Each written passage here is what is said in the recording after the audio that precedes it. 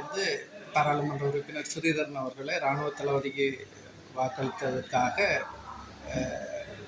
பதவி விலகுமாறு கோரியிருக்கிறீர்கள்.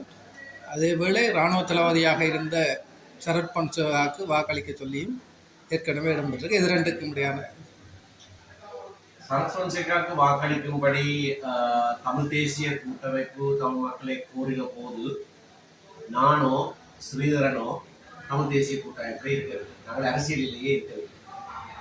அந்த வேளையிலே இராணுவ தளபதியாக இருந்த சரத் பொன்சேகாவுக்கு வாக்களிக்குமாறு தமிழ் தேசிய கூட்டமைப்பு கோரின போது தமிழ் தேசிய கூட்டமைப்புக்குள்ளே ஒரு கட்சி தலைவராக இருந்தவர் கஜேந்திரகுமார் அவரும் சேர்ந்துதான் சரத் பொன்சேகாவுக்கு வாக்களிக்கும்படியாக கோரியிருந்தார். ஜனவரி 27 நடந்த 2010 ஜனவரி 27 நடந்த ஜனாதிபதி தேர்தலிலே வாக்களிக்குமாறு தமிழ் தேசிய கூட்டமைப்பு கோருகிற போது அதிலே ஒரு கட்சி தலைவராக கஜேந்திரகுமார் இருந்தார். நானோ ஸ்ரீதரனோ அரசியலிலேயே கூட இருக்கவில்லை. அதற்கு பிறகு ஏப்ரல் மாதத்தில் நடந்த பொது தேர்தலிலே தான் இருந்துதான் நாங்கள் அரசியலுக்குள்ளே வந்தனார். ஆனால் அன்றைக்கு கஜேந்திரகுமாருடைய ஈடுபாட்டோடு சரத் பொன்சேகாவுக்கு வாக்களிக்கும்படியாக தமிழ் தேசிய கூட்டமைப்பு கோரியது சம்பந்தமாக நான் பதிலளிக்க முடியாது. அந்த கேள்வியை கஜேந்திரகுமார் கேட்கலாம்.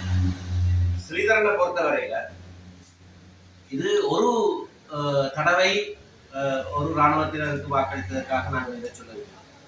8 தடவைகள் மாறி மாறி அடுத்தடுத்து எல்லா சந்தர்ப்பங்களிலேயும் அரச பிரதிநிதிகளோடு சேர்ந்து வாக்களித்திருக்கிறார். முதல் தடவையாக அப்படியாக வாக்களித்த போது எங்களுடைய மத்திய செயற்குழுவிலே அதனை நாங்கள் கேள்விக்குட்படுத்தி அவரிடத்திலே கேள்வி கேட்டிருந்தோம். லஞ்ச ஊழல் ஆணைக்குழுவினுடைய நிறைவேற்று பணிப்பாளர் நியமனத்திலே அப்படியாக அவர் செய்திருந்தார். அதுக்கு அவர் சில வியாக்கியானங்களை கொடுத்தார். அதை நான் பதில் சொல்ல தேவையில்லை, எனக்கு அந்த சுயாதீனம் இருக்கிறது என்றெல்லாம் சொன்னார். அதற்கு பிறகு ஒவ்வொரு தருணங்களிலே அரசாங்கத்தோடு சேர்ந்து வாக்களித்திருக்கிறார். இதிலே முக்கியமாக நாங்கள் கருதுகிற 2 விடயங்கள். ஒன்று, இழப்பீட்டுக்கான அலுவலகம் நியமிக்கப்பட்ட போது 5 பேர் அந்த அலுவலகத்தில் இருக்க வேண்டியவர்கள். ஒருவருடைய பதவிக்காலம் முடியவில்லை. ஆகவே 4 பேரை நியமிக்க வேண்டிய தேவை இருந்தது. அந்த ஒருவர் மேஜர் ஜெனரல் பாலித்தப்படன் ஏற்கனவே ஒரு இராணுவத்திலே இருந்தவர் இருக்கிறார். அந்த அலுவலகத்திலே இராணுவத்திலேயோ பாதுகாப்பு தரப்பிலேயோ ஒருவர் கூட இருக்கக்கூடாது. ஏனென்றால் பாதுகாப்பு தரப்பினாலே இழைக்கப்பட்ட விளைவுகளுக்காகத்தான் அந்த இழப்பீடே கொடுக்கப்படுது. அப்படியாக இருக்கிற போது அந்த 4 பேரை தெரிவு செய்கிற போது 12 பேர்ல இருந்து 4 பேரை தெரிவு செய்கிற நேர்முக தேர்வு செய்கிற குழுவிலேயும் அவர் இருந்தார். அரசியலமைப்பு குழுவில் மட்டுமில்லை, அரசியலமைப்பு பேரவை நேர்முக தெரிவு செய்வதற்காக இன்னொரு 4-5 பேரை கொண்டு ஒரு சிறிய குழுவை நியமித்திருந்தது. அதிலேயும் அவர் இருந்தார். அதுல இருந்து அந்த 4 பேர்ல 2 பேர் பாதுகாப்பு பின்புலத்தை கொண்டவர். ஒருவர் கடற்படை தளபதியாக இருந்தவர், இன்னொருவர் பாதுகாப்பு அமைச்சருடைய மேலதிக செயலாளர். காணி சம்பந்தமான விடயங்களிலே உங்களுடைய காணி அபகரிப்புகளுக்கு மிக முக்கியமான பங்கு வகித்தவர்கள். அந்த இருவரையும் அந்த 4 பேரிலே இருவராக தெரிவு செய்திருந்தார். அந்த தெரிவுகளை அரசியலமைப்பு பேரவையில் அங்கீகரித்து ஜனாதிபதிக்கு அந்த பேர்களை அனுப்பியிருந்தது. அப்படியானால் 5 பேர்ல 3 பேர் பாதுகாப்பு தரப்பு அரசியலமைப்பு பேரவையில வாக்களித்தது மட்டுமில்லை, அவர்களுக்கு மார்க்ஸ் போட்டு இன்டர்வியூல செலக்ட் பண்ணது வேறொரு. இதை பற்றி நாங்கள் கேள்வி கேட்ட போது நான் அப்படி செய்யவில்லை, நான் கடைசி கூட்டத்துக்கு போக இல்லை, நான் இந்த எதிர்ப்பை பதிவு செய்யறதுனால சொன்னார். அவர் சொன்னதை வைத்து நாங்கள் கட்சியாக ஜனாதிபதிக்கு ஒரு கடிதம் எழுதினோம். அந்த இருவரையும் நீங்கள் நியமிக்க கூடாது, இது மிக மோசமான செயல் என்று சொல்லி நாங்கள் கட்சியாக ஏமனதாக அவரும் இருக்கத்தக்கதாக ஒரு தீர்மானம் எடுத்து ஜனாதிபதியை கடிதம் எழுதினோம். ஆனால் கடிதத்தை மீறி ஜனாதிபதி அவர்களை நியமித்து விட்டார். ஆனால் பிறகு எங்களுக்கு தெரிய வருகிறது இவரும் இன்டர்வியூ பேனலில் இருந்தது, இவரும் சேர்ந்து தான் சூஸ் பண்றாங்க.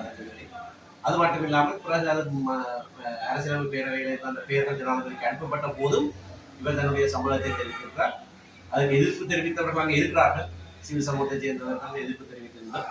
இவருடைய வாக்கினாலே அது நியமனம் நடைபெற்றிருக்கிறது.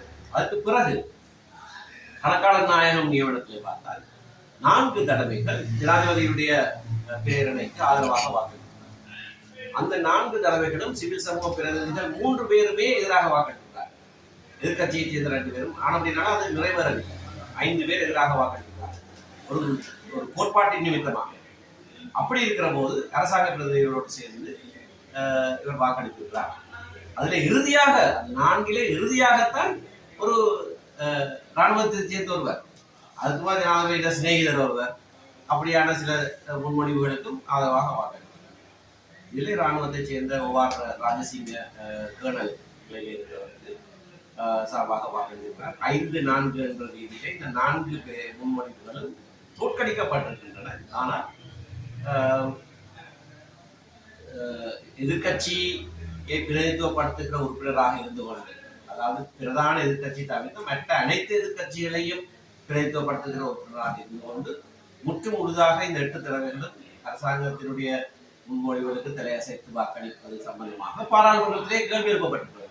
சாமர சம்பத் தசநாயக்க என்கின்ற பாராளுமன்ற உறுப்பினர் லஞ்ச ஊழல் ஆணைக்குழுவை இவருக்கு எதிராக வேட்பாளர் இருக்கிறது, அவரை மூடி மறைப்பதற்காகத்தான் அரசாங்கத்தினுடைய பிரதிநிதிக்கு ஆரம்பத்திலே வாக்களித்திருக்கிறார் என்றெல்லாம் ஒரு கேள்வி எழுப்பியிருக்கிறார் பாராளுமன்றத்தில். ஆகவே இந்த சூழ்நிலையிலே தமிழ் மக்கள் உடைய பிரதான கட்சியை சேர்ந்த ஒருவர் இந்த மற்ற பின்புலங்களை எல்லாம் ஒரு பக்கத்தில் வைத்திருந்தாலும் இராணுவமயமாக்குதல், அதாவது இந்த சுயாதீன ஆணைக்குழுக்கள் இராணுவமயமாக்கப்படுதலுக்கு ஆதரவாகவும் செயற்படுகிறார் என்கின்ற ஒரு பாரிய குற்றச்சாட்டு இருக்கிறது. அவர் இன்னும் அதனை மறுக்கவில்லை. மாறாக கஜேந்திரகுமார் பொன்னம்பலம் பகிரங்கமாக சொல்லியிருக்கிறார், அப்படி வாக்களித்ததாக என்னிடத்திலே அவர் ஒப்புக்கொண்டிருக்கிறார், அவர் மன்னிப்பு கேட்க வேண்டும், அதை திருத்த வேண்டும் என்றெல்லாம் கஜேந்திரகுமார் பகிரங்கமாக சொல்லியிருக்கிறார். இது ஸ்ரீதரன் அதை கிடையாதுன்னு சொல்லவில்லை. இது எல்லாவற்றையும் ஆராய்ந்துதான், ஒரு சம்பவத்துக்காக நாங்கள் கேட்கவில்லை, எல்லாவற்றையும் ஆராய்ந்துதான் உங்களையும் சங்கடத்துக்கு உட்படுத்தாமல் எங்களுடைய கட்சியையும் சங்கடத்துக்கு உட்படுத்தாமல் அதில் இருந்து நீங்கள் விலகி இருந்தது நல்லது என்று வந்து சொல்லியிருக்கிறார்.